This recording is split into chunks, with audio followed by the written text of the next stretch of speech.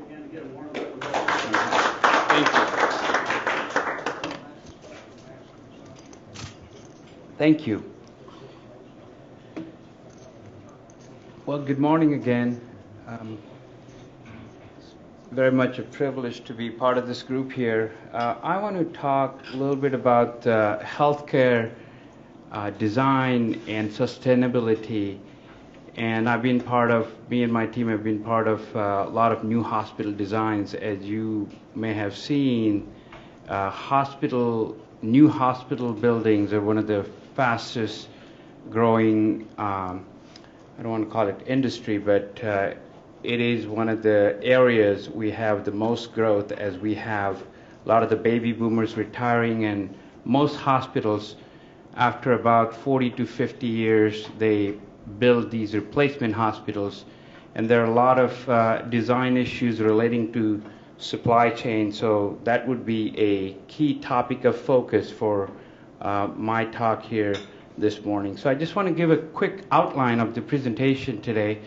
We're going to talk a little bit about healthcare supply chain, because I think a lot of folks here may or may not know where the healthcare supply chain stands as it relates to the other industries.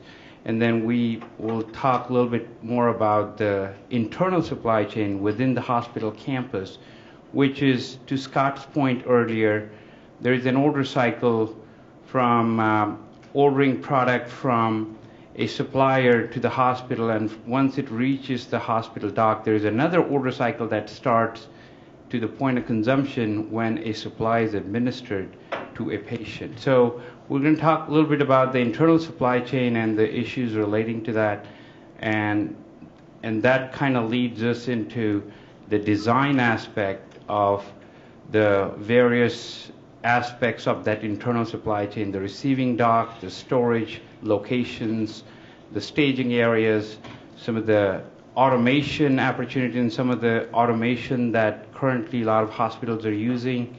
And then we'll talk about the last 100 feet logistics.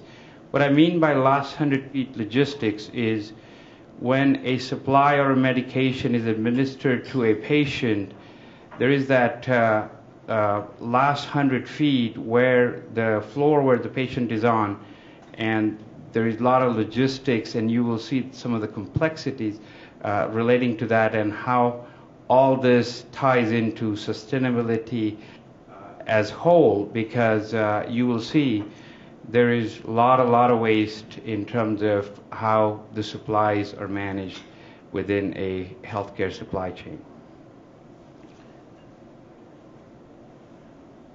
This kind of gives you a little bit of a maturity landscape, and this is hard to read, so I'm just going to explain very briefly the concept here. If you look at some of the mature supply chains like automotive, retail, high-tech, they're all in this stage 4 here, which is integrated supply chain. There are 4 stages of supply chain as we have defined them. First one being ad hoc, more reactive type of environment. The next one being developing stage, then there is an advanced stage and integrated stage. So when we go in a hospital, typically we see that there are some areas such as organization or strategy. One hospital, or now they have these group of hospitals called independent distribution networks, called IDNs. And just to give you an idea, one of the largest IDNs in the United States has about 400 plus hospitals. And so there are many large organizations like that. They may be doing really well on certain aspects of supply chain management, but overall, if you see on this scale from stage 1 to stage 4, most of these supply chains are over here in between stage 1 and stage 2. And what does that do is it creates a lot of reactive environment. So a few minutes ago, Jack was speaking about Wayne Gretzky's quote, and I can't remember quotes very well, but you have to know or anticipate where that puck is going to be. what happens in an environment like this is you're constantly putting out fires. So most of the supply chain staff that I've dealt with, they're constantly reacting to something. So Jack was talking about a supply chain being a pull type supply chain. In hospital or healthcare industry, we see more of a push supply chain. Most stuff is pushed through by a lot of the suppliers. They're selling stuff and not necessarily driven by the pull system or what the customer wants, and that's one of the reasons it's creating a lot of waste.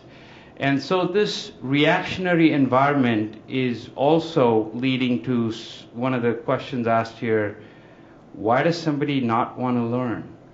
Well, sometimes you're too busy taking out those fires and you don't have time to step back and think about how you're doing what you're doing. And sometimes I would interview a supply chain personnel within the internal supply chain of a hospital and ask him, okay, could you give me a summary of what you do during a day? What % of your time do you dealing with customer service? And they can't answer that because they're obviously very busy, but they're constantly reacting to something that's going on. So this just gives you a quick idea in terms of data organization strategy, the supply chain process, and overall infrastructure. And so this kind of also gives a roadmap for where the healthcare, overall any supply chain would want to go to, and especially the healthcare. So we talked earlier a little bit about inbound supply chain, or what we're used to. Everything is made somewhere, just like how Scott was explaining, it's made in China. There may be airplanes and ocean liners involved to get that product over to United States. Then it typically goes through a distributor, which is how most of the supplies in healthcare are managed. They either go through a distribution type point. Now, there are some organizations that are investing into self-distribution type models where they're building their own warehouse. Now, sometimes it's a good thing that they're doing that, but sometimes it's not, because they're not necessarily they don't have the core competencies to do that, so there's a lot of design aspect involved into that. But once those supplies arrive at hospital dock, there is another supply chain, so-called internal supply chain, and there are a lot of touch points involved with that. And so in terms of information systems, there is a lot of communication that goes on between the warehouse management system of a distributor to a MMIS system, which is material management information system within healthcare, and there is manufacturing systems involved. So there is a lot of complexity involved, but I want to focus more on this internal part of supply chain, because that's what is one of the discussions we're going to talk about. That's what is more important in terms of how we design some of the new facilities as they're building a lot of these replacement hospitals. So within the internal supply chain, there are so many logistics functions. So just to get an idea, any guesses here how many people are involved in terms of the labor managing, for instance, for a typical US hospital, 300 beds, for materials management and all these activities such as linen management, anything that they use is being processed somewhere else. In the past, a lot of hospitals had their own laundry processing plants. Now it's done somewhere else. So talk about sustainability. It's actually being processed in some prison somewhere, and it has to be moved X number of miles. But just to get idea, can I have some guesses how many employees would be involved doing a lot of this internal logistics work that involves moving the pharmaceuticals, various equipment pieces such as the IVs, IV poles and IV pumps and patient transport, and all these activities we talked about in terms of store processing. So everything that goes as part of the internal supply. Any guesses? 900 FTEs. How many? 900. No, that's a little too many. It's about 400 in that range. So it's almost for every patient bed we see 300 to 400. FTEs involved. And in a lot of times, a hospital as a culture, once you have an FTE, it almost never goes away. So, and a lot of times, you're adding more. And when we build new hospitals, a lot of times there's so much focus on how do we automate things and how do we bring automation, but not necessarily focus on what is that automation going to bring for us in terms of what it's going to do for us in terms of saving some of the labor aspect. In many cases, we've seen that the number of FTEs go up when you see a brand new hospital that's open, not necessarily because there is higher number of beds, it's just because they haven't taken time to fix the processes that are associated with some of the movement of materials. So just to give you a quick idea about the internal supply chain and why there are a lot of touch points, there is a loading dock involved typically where all the material comes in. And from that point onward, we're talking about the internal supply chain. There are multiple storage locations within hospital. So the stuff comes in into a storeroom. From there, there is another storeroom on each of the patient floors. And then there are many storerooms all over the place, including some carts carrying supplies inside patient rooms. So when you look at number of touches involved, you see whatever that supply cost is. So when a supply is received on at a dock, there's a unit cost involved based on what the price you're negotiating, but you're adding up to 5 to 40% on top of that because all these touches. And to Scott's point earlier, there is the big inventory management piece, which is not done very well, which means there's a lot of waste, which takes that patient-delivered unit supply cost up to 40% higher than when supply was received at the dock when it gets there. So, how is all this related to a lot of the design of new facilities? And that's what we're going to speak a lot about. So just to summarize some of the key reasons why a lot of these hospitals or IDNs are building replacement hospitals. A lot of the facilities are aging facilities. They need modernization. The biggest thing we've seen is that the baby boomers retiring, and there is more need. There's growth in the business, and there is also additional service verticals that the hospitals are adding, which are creating demand for more space. And we'll talk a little bit about what are they doing with the existing space after they build a brand new hospital, because that relates to a lot of sustainability issues as well. Because in many cases, those are type of facilities that are converted to medical office buildings and clinics, but in many cases they're left as empty shells, and sometimes I've seen they're still running air conditioning and everything, so they're really not used very well in terms of sustainability. So just to start with, when we get involved with a design of a hospital in terms of supply chain and why it's important, some hospitals have not made that a priority to get some expertise from logistics and supply chain arena to make sure that they have the right design for these spaces.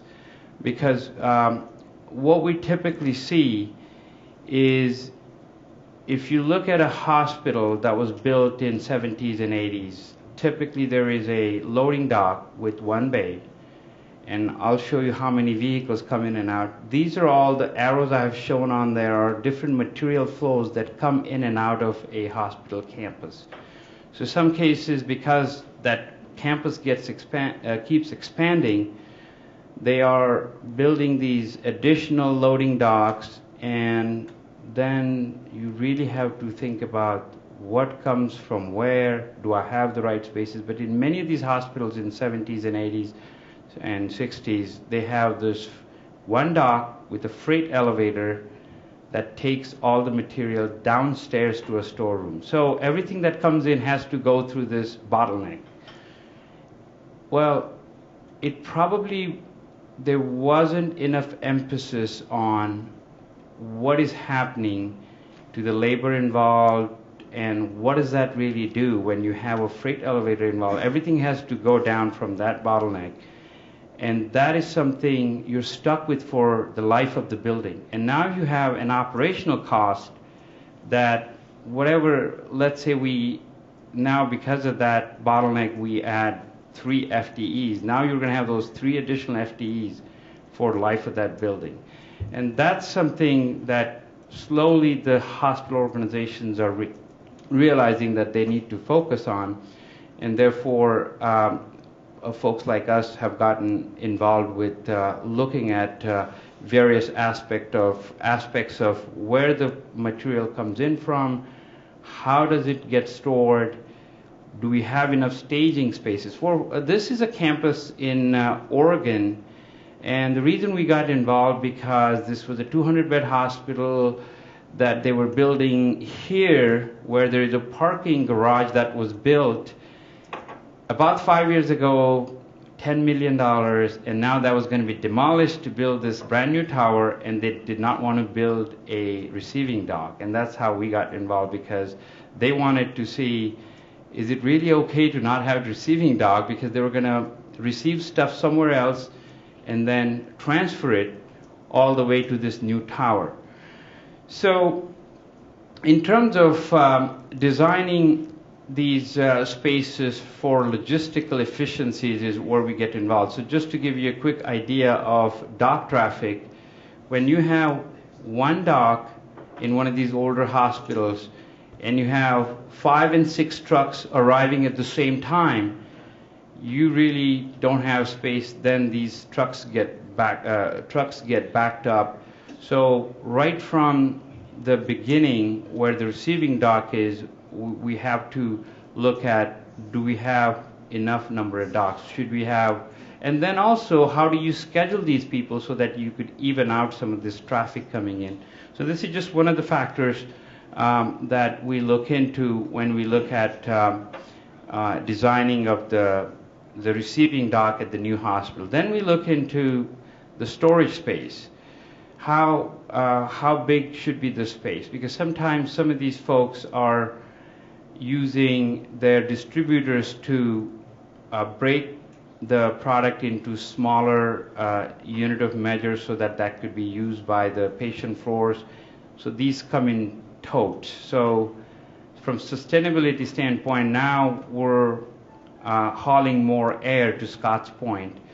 And now we're bringing this from 50 miles away, 100 miles away on a truck, all these totes. And for doing all that, they're actually, in many cases, paying more per line, and they're still not saving a lot of money on labor who are typically designated to break these products into smaller units of measure at the hospital storeroom. So do you have a proper space planning for storage of these supplies? And then from there, do you have right staging space? Even when the supplies come, sometimes you have 15 pallets that are delivered at the same time, and you need staging space. So sometimes we see there is no staging space. So what do the vendor do? They park their truck, and pallet by pallet they move in stuff. So something that should take 10 minutes to unload and be staged would take almost 2 hours. So we're adding all these inefficiencies to the process here. So next we're going to talk a little bit about how once the product is stored at the storeroom, how it's taken to various areas or points of consumption. And this is another campus in Michigan that we had looked into. They're actually using robots to move material carts. So they have this automated guided vehicle system, and their storeroom is about 1/4 mile away. So you see that big link coming in there, and all the hospital wings are down at the bottom over there. So they're using AGVS system that costed almost $3 million to install. And I asked the question, I said, okay, so this sounds good. So you're now moving materials without using people. So how many FTEs did we save? And the answer was 1. So I said, okay. So obviously there was not a good ROI. Well, but on top of that, the reason we got involved with this was because after making that investment, the system wasn't running very well because people were waiting for the robots to deliver stuff, and they were backing up because there was a scheduling problem. I mean, if you have 10 things to deliver, if it's a lunch hour and there's a lot of food carts that need to be delivered to the patient rooms, you don't want to schedule a lot of your supply deliveries at the same time. If you want to use the system in the most efficient way, if you even out that demand over the day, you're going to get much better productivity. So instead of they used about 15 AGV vehicles, and they were still running into these bottlenecks, mainly because of the scheduling issue. So once we fixed some of that scheduling issue, they could actually get a little better productivity. But when you're investing in an automation initiative like this requires much larger corridors, so 12-feet corridors, which means you're pouring more concrete. Now you're going to have a lot of power consumption to run all these robots because they're always charging. So when they're getting out of batteries, they're docking somewhere, charging. So sometimes they typically don't do that in the middle of the load, but if they're completely out, they go charge somewhere. So somebody's waiting for supply somewhere, and this thing is out there charging. So it could be used as a good technology, provided that you are working on those processes that go along with that. So, such as the scheduling aspect of this. If you work on that piece and change the processes where you don't have people waiting around, where there is a proper relay when you hand when a cart comes to a patient floor. You don't want people to be waiting for 20 minutes before cart gets there. There has to be some process changes to make sure there is a docking area where somebody could go and pick up that cart and go deliver it. So technology like this has its benefit, and they use some other ones. So when you see some of these linen bags and the waste trash bags, they're now investing into these pneumatic chutes. So what happens is, at a point in a hospital, you would put a bag at a chute disposal, and it will go all the way to the loading dock where it's going to be picked up by a waste management company, or it goes to an area where soil linen is being collected, and then it's being picked up by one of these laundry services that are typically outsourced to some plant that's off-site. And then, so these are kind of examples. This is how some of these AGVS robots, they look like. They are also using some courier type robots for moving materials, as you see there. They also have pneumatic tubes now. That's something for medication transfer. Is very, very now that's a great technology now. They use these pneumatic tubes about 4 inches or 6 inches wide, some things you see in the bank teller machines. And these work really well because for medication transfer, for transfer of specimens, they're really efficient, even to move material from storeroom to a patient floor. Once they order something, in less than 3 minutes, they could get that. So some of those technologies work really well, but some of these may or may not work, and you really have to spend the time to make sure that it has benefit for your organization. I've been getting a lot of calls from some hospitals in Canada that have 25 beds and they want to invest in robotics. Well, I said, you don't really have to hire me because you don't need robots, because 25 beds is not a huge campus. You don't really have to move. These automation devices, they only are helpful when there are distances involved. There is horizontal, and they also have issues when it comes to moving them vertically, because that's kind of my next slide here, is when you look at a hospital floor that's vertical, 12 floors or something, all these robots have to go through an elevator, and for that you have to now invest a lot in more elevators and also staging spaces that are specific to just this automation technology, because you can't have anything else in here, because this is where those cars are going to wait. Robots are going to wait for the elevators. They're going to call the elevator, and then once the elevator gets there, they're going to get in that elevator. So all this type of work, you're better off doing during nights unless you have dedicated elevators. Now, I have seen in places like Columbus, Ohio, that they have 14 elevators dedicated just for robots. Now, ROI, we speak of when you look at all that waste when it comes to all that power and then waiting machines, it really is something that hospitals are not paying a lot of attention to. So when it comes to some of these supplies on the patient floors, the last 100 feet, now we've gone from dock to storage areas to now transported to the patient rooms. A lot of these supplies are in small storerooms called clean rooms. That's where they store their linen, clean supplies, and medications in secured environments. And so in a typical hospital, this is a model that works very well, where a nurse could go in there, pick what he or she wants, and take it to the patient room. What is happening is the clinicians want to make things easier for them. So what they're doing is they're demanding some of the supplies to be inside the patient rooms. They're using something called nurse servers, so there is another mini storeroom that's created for individual room all over the place. Now you got all this labor to replenish all these supplies, and in many instances you have clinicians who are paid $40, $50 an hour who are doing that work, and in addition to that, they're not paying attention to how to manage the expiration dates. A lot of these supplies have shelf life.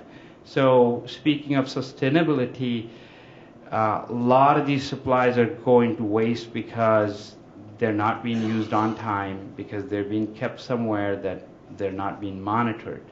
So when we look at designing what's the best system for a hospital, we try to recommend that this is not a good model, but if somebody wants to do it, then we at least have different models we evaluate for them. Now, this is a freeze-in technology here, where you see each room is identical. That freeze-in concept, rather, that was started in 70s.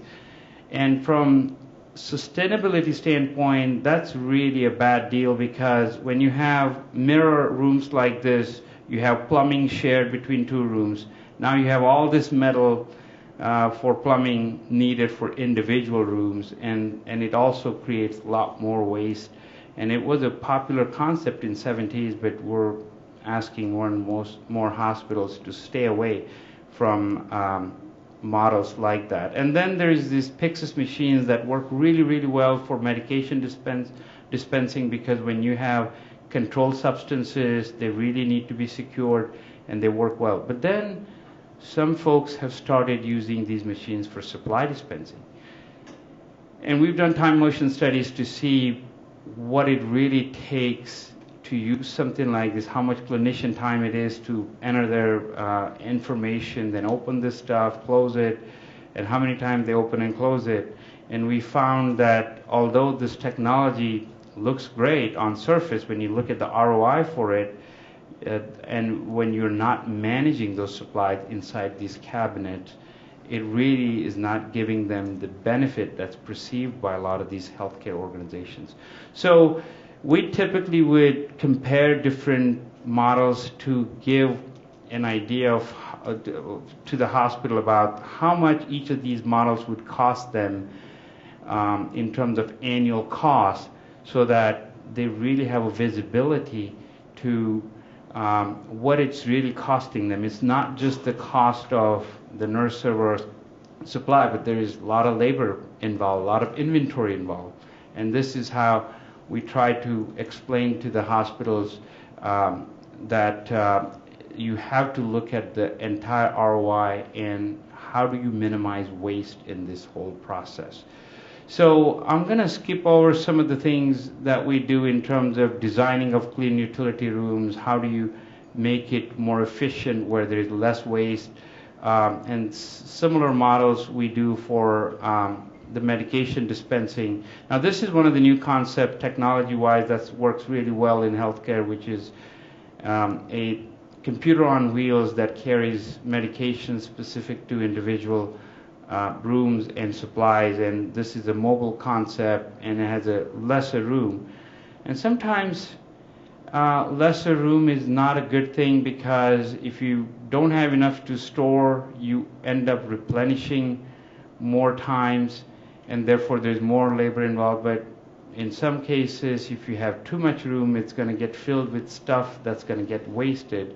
So this model in general works really, really well and again, one formula doesn't fit everybody, but we look at individual hospitals and what they're doing. Now, another piece I want to briefly talk about was managing of this equipment such as IV pumps and poles, because a lot of times people can't find them and there is a lot of waste created because of that. But this RFID technology has been big help in helping people with locating these equipment pieces, and that's one of the recent trends that we've seen. So I'm going to skip through some of the details about how we do, like where you have either a gravity chute or pneumatic chute dispense these soiled linen bags. We also design them in a way there would be less workman's comp. We'll have the carts arranged in a way where they fall in the carts rather than on the floor where somebody has to lift these heavy bags. So that's the type of work, again, we do to make sure there is improved productivity. And then the food service side also, there are various models that are a big part of consideration when we design a facility. So we're constantly working with the architectural team, and earlier we get involved in the planning process, more the benefit that a hospital receives as part of productivity improvement and reduction of waste over the life of the building.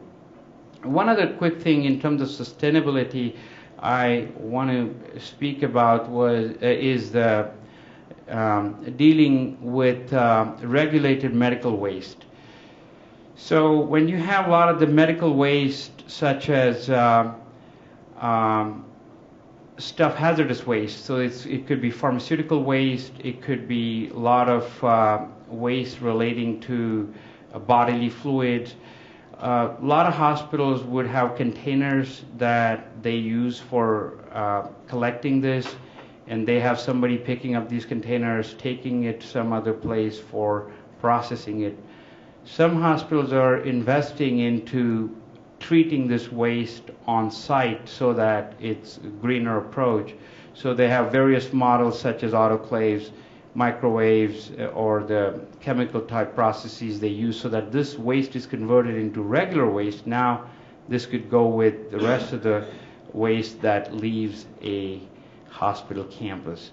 So just to sum it up, what we're talking about here, the importance of paying attention to supply chain aspect of the design of hospitals and how sustainability plays a major role into this, is understanding the process, focus on the processes to make sure when we're designing spaces, we're also looking at processes that go with those designs, understanding where the bottlenecks are, what is their impact on productivity and overall waste factor. minimizing the paper trail. This is something hospitals have done much better these days because of the electronic medical records, EMRs, and now they're using less and less forms. But there is still that use quite a bit of paper. Use of automation technology we talked about, understanding the ROI. And again, minimizing waste, right sizing of those logistical spaces, and really making sure that these spaces are designed so that they're not specific to certain automation technology, but even if they change some ways when they're transferring material, that space plan would still work over the life of the building. So this is just a quick summary of various things. Okay, the last thing I want to talk about is what do they do with this empty space now? They just vacated and they built this brand new fantastic hospital. In a lot of cases, they're converting these spaces into clinics, medical spaces. I haven't seen many that actually demolish those spaces because it's still a usable area. But on the other hand, from sustainability standpoint, I haven't seen a good use of a lot of those spaces either. So that's been one of the challenges that a lot of hospitals face when they are looking at building these replacement hospitals. So that's pretty much all I have. So I'm going to open up to any questions that you may have. I have two questions. Can you Yes. talk a little bit about the scheduling software that you used, and also, bear with me just a second, also the RFID technology? I'd like to understand that. Yes, absolutely. So on the scheduling software, that's a very interesting question, because I thought the folks who had these robots, the manufacturing company would have something to help them with scheduling. And they didn't. They had a lot of data, but they didn't know what to do with it. So actually, what ended up happening was we took a lot of the raw data and we did more like a BI analytics type of approach and built a schedule. But that's a great point in terms of I haven't seen a lot of software out there that these folks who are manufacturing these automation are partnered with, and that's really a gap that I would admit that need to be filled, because right now there are a lot of manual ways. But to your point, scheduling is not something you want to look at once. You want to look at it again. And there really aren't a lot of technology options. Even the folks who make these things, I was surprised that they didn't know how to deal with it. And that was very, very interesting. So that was a good question, but that is certainly a gap from what I've seen in the market. And the RFID piece, that active RFID is what I've seen working very well. Skytron, and I think was the other company. There were. It was a marriage that didn't work out. There was one company that made software, and then one company made the hardware, and it didn't work out. But I do think that active RFID is what most people are using. In RFID side, that's a really great question. We've kind of only scratched the surface of the potential of the RFID technology. So for instance, equipment tracking is what they're using it for, but ideally where hospital administration wants to go is, especially with their real expensive supplies such as a $22,000 defibrillator, is something that they want to know exactly where it is when it's administered, because they have to rely on somebody charging for that, and doesn't always happen. So what I see as an opportunity in the market is expansion of that active RFID technology into these smaller parts. But I would say this, healthcare is very notorious in terms of number of new products that come to market. So this has to be addressed at a manufacturing, and if any type of active RFID technology that needs to go into at least these A or AA type items, the very expensive ones. So definitely another area that's a gap that what I see in the industry. Go ahead. Yeah, preface this, I did a little investigation of a hospital in the 90s and determined that then roughly 17% of all work hours had something to do with third-party payment. So how does that affect the logistics operation? Are you talking about the outsourced services? No. Okay, sorry. Just the information that has to be collected when the hospital charges insurance companies or other payers. All that transactional system. Oh yeah, that's again, that's a whole another thing that we haven't had so much exposure to, because we're pretty much focused more on the supply management aspect of it and logistics aspect of it. I'm wondering how much of your analysis goes to anticipating where the puck's going to be. I'm no student of supply chain and logistics, although I'm becoming one today, which is great. But I'm wondering how the logistics process evolves over time, and thinking about what we hope the lifespan of a building is going to be. Instead of designing, let's say, where we are right now, or seeing where our wake was by analyzing what's happening now, how much of what you're doing anticipates evolutions in the supply chain system so that we don't have to build new buildings? No, that's a great question, and I think that's in a way a little bit hard question, because some of this stuff, and the reason it's a harder question because there are certain supplies, and let me talk about supplies briefly, that more and more we're now using, like, instead of 5 supplies, you're using 1. So in some cases we're seeing reduction of those, but in some cases we're using like instead of 1 supply now because of whatever the new reasons. And a lot of this is driven by the physicians and clinicians. That's kind of, in terms of pecking order, that's who calls the shots. And we do our best to anticipate. We do use some estimates for growth and so on, but to truly address all the technological advancements is very, very hard thing to do. Thank you.